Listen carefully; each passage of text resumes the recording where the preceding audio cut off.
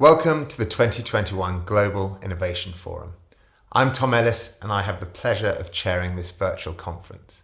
This is our second virtual GIF, and that's something of a feat of innovation in itself. But it's even better than ever. We've got a packed agenda over the next 3 days with speakers from around the world.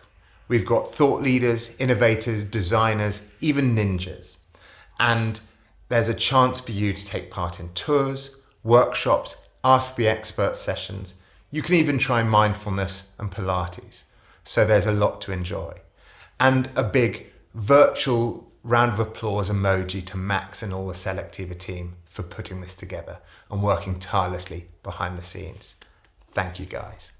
And then there's all of you, a diverse range of wonderful people from different companies, categories, walks of life, all sorts of different disciplines.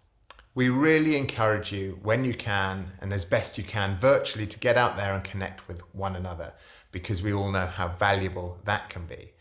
And equally, in the sessions themselves, please do actively participate, whether that's asking questions, sharing reflections, or just prompting new discussion and debate. You, I promise, will get more out of these if you put more in. Now, because I won't have the pleasure of meeting all of you in person, I'd just like to tell you a little bit more about myself, and I promise I'll keep this brief. So I lead the wonderful team at Brand Genetics. We are a global growth consultancy, and we work with the likes of AB InBev, Unilever, Mondelez, PepsiCo, to name but a few, helping those guys unlock new opportunities and solve complex challenges. We do this by helping them see the world human first, using behavioral science and motivational research techniques to help them uncover the hidden truths about what their consumers really want, and then using agile ways of working to understand what they should do about it. The theme for the conference this year is Reimagine the Future, a chance to step back, rethink our purpose, and really consider how innovation can help build a better world. Clearly the background to all of this and why we're doing it virtually has been the tumultuous last 18 months driven by the COVID pandemic. But hand in hand with all the challenges, which may be the understatement of the decade, that has brought with it, we've also seen so many innovations thrive. Just to name 3 big areas. First of all, there's been the medical miracle that has been the vaccination program. Scientists around the world have collaborated, companies come together in new partnerships, and we've used new technology like mRNA to develop vaccines, incredibly effective vaccines, in record time, and then deliver them to the populations around the world. Now, clearly, there are still many, many people for whom this needs to be rolled out, but the fact that we're even talking about this has been a feat of innovation. Then there's been the rise of digitalization. I've seen statistics suggesting that 60% of global consumers now feel more comfortable with technology than they were before the pandemic.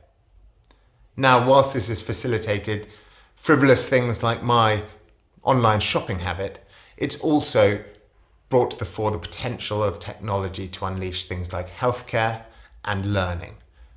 And whilst we mustn't forget that a significant percentage of the world is still not online, there is real chance to democratize these things in the future.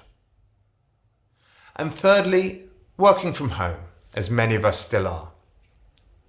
Now, this has again driven a whole range of different industries to adapt or create new ways to service people in their homes. So this could be Michelin-starred takeaway meals, or home entertainment, or exercising at home, even sex tech. All these things have benefited over the last 18 months. But perhaps more interestingly and with more benefit for humanity, there's a great opportunity to use working from home to drive more inclusive workplaces, better work-life balance, and reduction in carbon footprints. But I think there's so much more we can take from this period than simply reflecting on how times of change can also be hotbeds of creativity. I think this is a chance for us as a community to step back and challenge ourselves to think about our purpose, to question some of our fundamental beliefs about innovation. Because whilst innovation can clearly be a great force of good, too often it's not. At one end, we end up with things that just become landfill. The here today, gone tomorrow fads, the gimmicks, the features that no one wants, the ideas that make people's lives harder, not easier. Worse, innovation can end up negatively impacting the lives of people around us, embedding biases and inequalities, damaging lives and relationships, and having unthought of negative externalities. So I want to pose this fundamental question. What is the purpose of innovation? Why do we innovate? Now, for most of us at this conference, we've all drunk the innovation Kool-Aid. We have convinced ourselves and many others that innovation is a necessity. Our companies pour millions, if not billions, into innovation. We have innovation pipelines for brands, innovation cycles that carry on every year. And all too often, we never stop to ask ourselves, what is it all for? So I want to use this moment to reflect on what innovation is actually for. Now, I posed this question on LinkedIn a few weeks ago, and I just want to reflect on a few of the themes that I received from the range of replies. Now, one of the most common responses was that innovation should drive business growth. And I absolutely accept that. However, surely that can't be all it's about. For a start, it's company focused, not focused on the end audience. But secondly, if growth is what you want, is innovation really the only route? After all, it's a risky business. Depending on the studies you read, 90% of new products fail and 92% of startups fail. So, I'm not sure that's the only answer. Then there was a whole theme around improving the consumer experience. Again, a very valuable perspective and great to start putting the consumer at the heart of the challenge. But I still think that the consumer experience is a very narrow point of view. After all, when we're in consumption mode, we want that coffee now. We don't care if it comes in a takeaway cup that will go to landfill. Apple launched a new iPhone with a marginally better camera, so we upgrade and throw the old one out. Surely innovation has to start to take account of some of these negative externalities, to think beyond that pure moment of consumption. Now then there was a big area around problems and problem solving. And again, I think there's real truth in this. But it did make me wonder, there are problems with problems. First of all, I think we can find ourselves being so problem obsessed that we focus on more and more micro issues that frankly matter to no one. But secondly, isn't problem solving just too negative? Haven't some of humanity's greatest innovations been leaps of ambition? We didn't put men on the moon because we were trying to solve a problem at home. So can't we take a more opportunity-focused view of innovation? And finally, there's the more noble aspect, that innovation is there to solve some of humanity's biggest problems.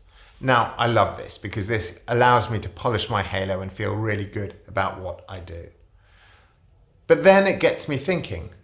I, like I'm sure many of you, spend much of my time working with companies who aren't out to solve the climate crisis, who aren't there to cure disease. I work for companies that make beer or chocolate or deodorant. Does that mean my innovation efforts are frivolous? That my lifetime's work is wasted? I think there must surely be a degree where we can see that that has value too. So, where does that leave us? Well, Simon Sinek urged us to start with why. And it would be great for us to come to some sort of agreement as to why we innovate. What can give purpose to our endeavours? What can give satisfaction to the outcomes? What can be good for our businesses, but also good for humanity? Now, we're going to throw this open to all of you in just a few minutes, and I'd love to hear everyone's contributions and thoughts. But before we do that, and rather than just critique the views of others, I thought I should probably give you my sense of what innovation is for. So let me start with 3 principles behind what I think innovation should be about. The first is that it should be human first. That's not business first. That's not product first. That's not even consumer first. Because, as I say, I think consumer first can be a very narrow point of view. But it should start with taking the perspective of your end audience and seeing the world through their eyes. Secondly, we should innovate in areas that really matter. We should start by understanding who it matters to and why. This could be the consumer, this could be the business, this could be the environment. But if it doesn't matter, it really is a waste of time and effort for all concerned. And thirdly, it should have a positive impact. When we innovate, we are in the privileged position of shaping the future. And if we can't shape that to the positive benefit of the well-being and happiness of the society around us, then what's the point? So, those are my 3 principles. Let me boil that down into what I think then the purpose of innovation should be in a nutshell. Firstly, as Abe Maslow says, goals are what drive human motivation. So this is human-centric. Secondly, goals matter. Otherwise, they wouldn't be goals. And lastly, goals are much bigger than just simple needs or consumer moments, because they encompass not just our goals in the moment, but our life goals. And that can enable us to encompass much greater externalities. It's for this reason that I believe jobs to be done theory can be so powerful.